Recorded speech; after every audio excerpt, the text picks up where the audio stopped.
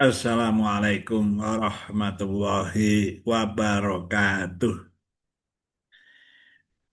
Bertemu lagi dengan saya, Rohmat Muzawin, bincang-bincang matematika. Semuanya saja kepada bapak-bapak, ibu-ibu, mbak-mbak, mas-mas, adik-adik semuanya. Mari kita selalu berusaha untuk bisa matematika, khususnya bagi para pelajar.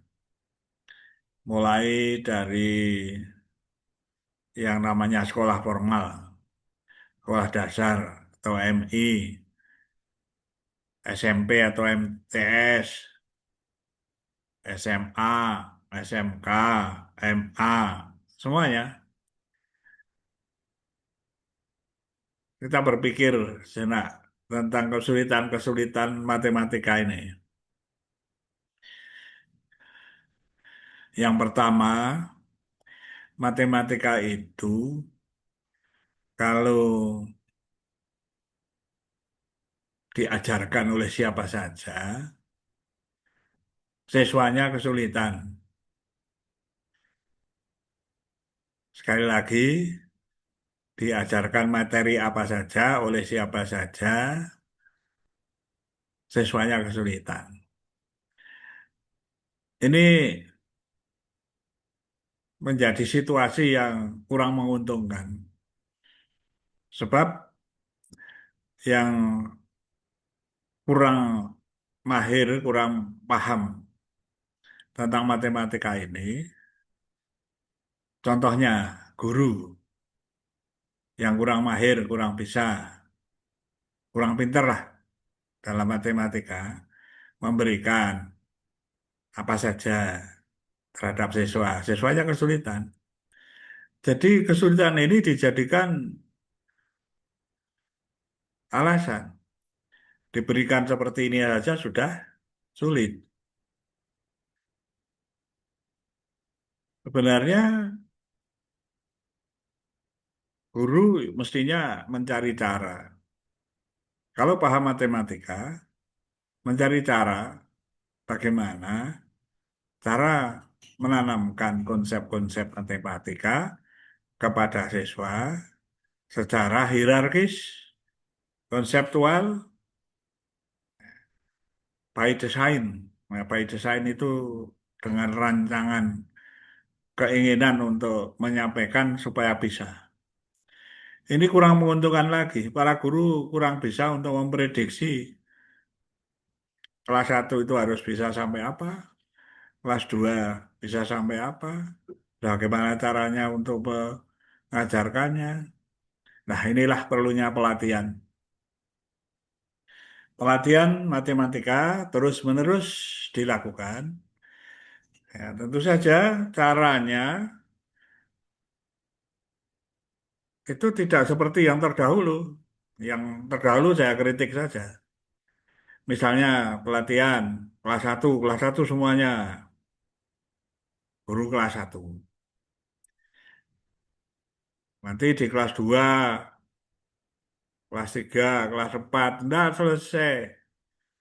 Karena pelatihan kadang-kadang hanya 1 tahun 1 kali. Bahkan akhir-akhir ini kegiatan pelatihan-pelatihan pendalaman materi itu jarang dilakukan.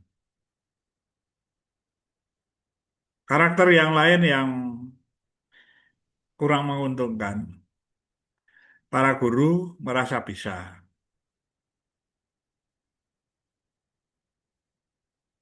Memiliki suatu karakter yang kalau materi nanti diungkap, ketidakbisaannya itu diketahui orang lain, malu. Akhirnya apa?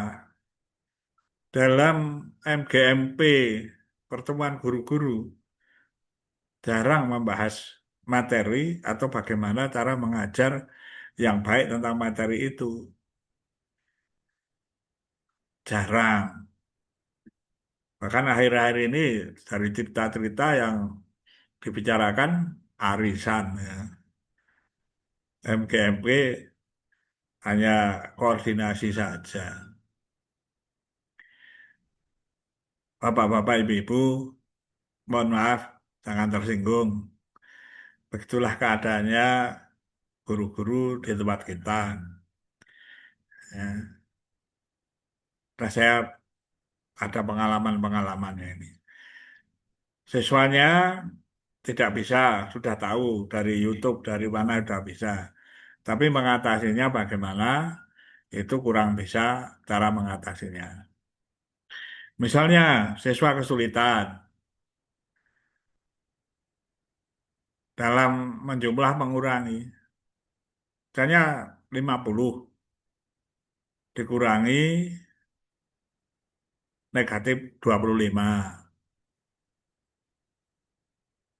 Berapa itu? Nah, ini penulisannya juga harus jelas.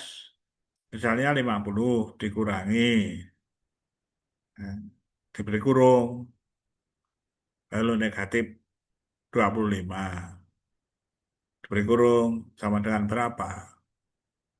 Nah, ini pemikiran dari para siswa juga sangat bervariasi. Sangat sulit untuk melihat bahwa itu hasilnya 75.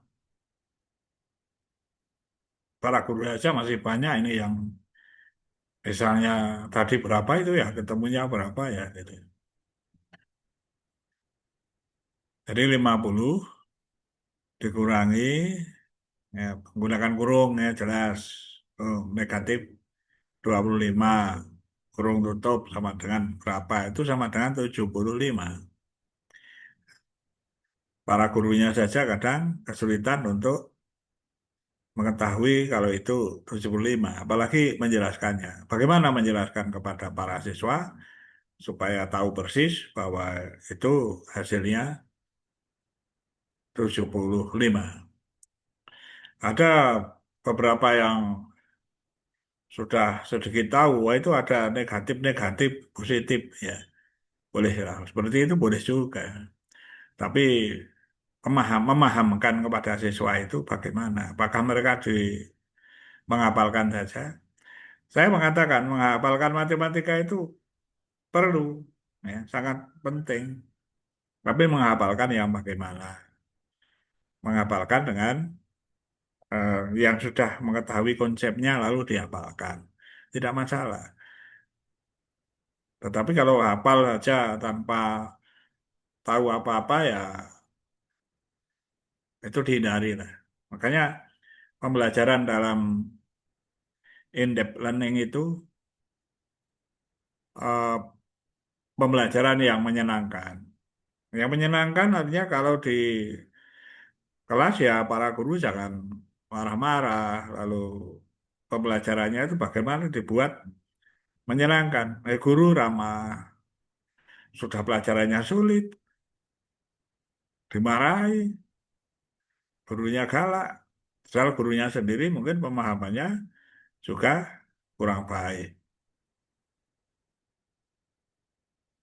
Yang menyenangkan, yang membuat nyaman. Nah, kemudian yang pembelajaran yang memuat konsep-konsep yang kuat, mengajak anak berpikir. Nah, di sini sudah nggak ada konsep itu. Mengajarkan saja, tidak ada misi bahwa anak-anak harus pandai di dalam berpikir, melatih kecerdasannya.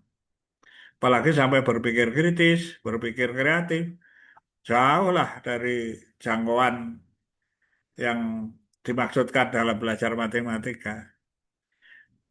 Ya mudah-mudahan nanti bisa. Tentu saja tidak meremehkan para guru yang kreatif, yang eh, punya daya imajinasi yang baik, punya imajinasi, ya, punya kemauan, punya maksud, dan punya rencana. Dengan by design, kelas satu harus bisa seperti apa, bahkan kalau bisa yang lebih tinggi. Kurikulum tentu saja harus dicapai. Melebihi dari kurikulum tidak apa-apa. Ya. Jangan berkutat pada kurikulum saja. Ya, sekian dulu lah. Ini karena saya waktunya terbatas ya. Bincang-bincang sebenarnya masih banyak yang mau saya sampaikan. Tapi saya potong-potong saja sedikit-sedikit. Mudah-mudahan bermanfaat. Kalau ada salah saya, mohon maaf. Ya, wallahul muwaffiq ila aqwamit thoriq. Assalamualaikum warahmatullahi wabarakatuh.